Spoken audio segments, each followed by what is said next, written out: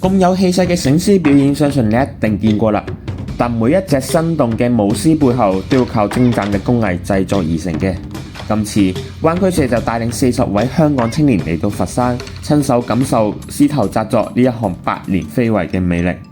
獅頭咧，從明代就開始有噶啦。我覺得我哋呢種手藝咧就比較有啲原汁原味啲。獅頭紮作分為紮、撲、寫、裝4個步驟，缺一不可。每一步都考驗住師傅嘅耐心同埋功力。紮咧，其實就用啲竹篾啊，用啲沙紙將佢紮成一個獅嘅形狀。撲咧就係用啲沙紙將佢定型。咁寫式咧，佢係有劉關張趙馬王好多種嘅形式，就喺寫嗰度表現出嚟啦。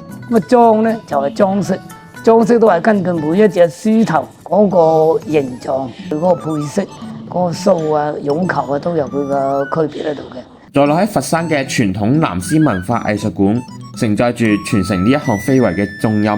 如果連一間小型嘅博物館或者一間藝術館要嚟展覽獅頭嘅地方都冇呢，其實係好失禮人嘅。館入邊收藏住300幾個獅頭，並通過影像資料同埋互動體驗，全面呈現出南獅藝術嘅獨特美學同埋民族內涵。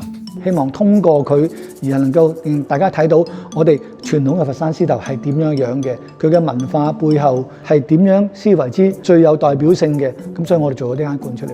咁呢一隻係我哋嘅鎮館之寶。佢有個名嘅，叫做四魚到頂。點解叫四魚到頂呢？係因為佢旁邊呢係有2條魚喺度，喺工藝裏邊係比較難做嘅啦。由紮嘅時候已經要將呢個魚嘅魚形做咗出嚟，喺頂亦都有2隻，所以叫四魚到頂。因為有人物角色嘅扮演呢，其實就會有好多嘢玩啦。眼可以喐，耳仔可以喐，仲有個下巴。其實佢可以做到好多唔同嘅表情，喜怒哀樂、動靜驚疑，去表達到獅嗰種神態。動物嗰種威猛之外呢，仲要去表現翻嗰個人物性格嘅特點。大家觀賞完紀錄片之後，又喺何師傅嘅帶領下，親手體驗獅頭紮作，由觀賞去到第一次動手，大家有啲咩感受呢？有時都會喺香港知道有啲獅頭嘅表演，但係就唔知道佢個製作工序係有成呢個紮撲寫裝咁多個 step 嘅。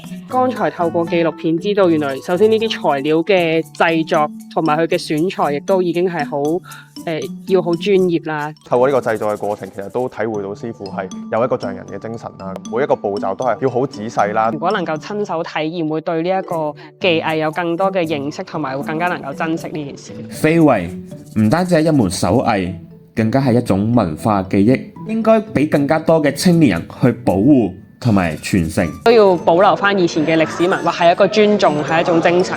作為香港青年，其實都應該要多啲了解呢個國家同埋我哋嶺南嘅非物質文化遺產，去諗下點樣去承傳。作為灣區青年嘅其中一份子啦，咁我哋有國際城市嘅呢個背景啦，我哋可以將中國嘅非遺文化傳承俾外國嘅。嗰個非遺文化係要靠我哋下一代人去傳承嘅。如果香港嘅青少年咧，如果想學嘅話，真真正正要多啲聯繫，大家要將呢個非遺傳統發揚光大。一獅一世界，一紮一傳承。Follow 灣區社，我哋會繼續帶大家尋非遺之美，傳文化之魂。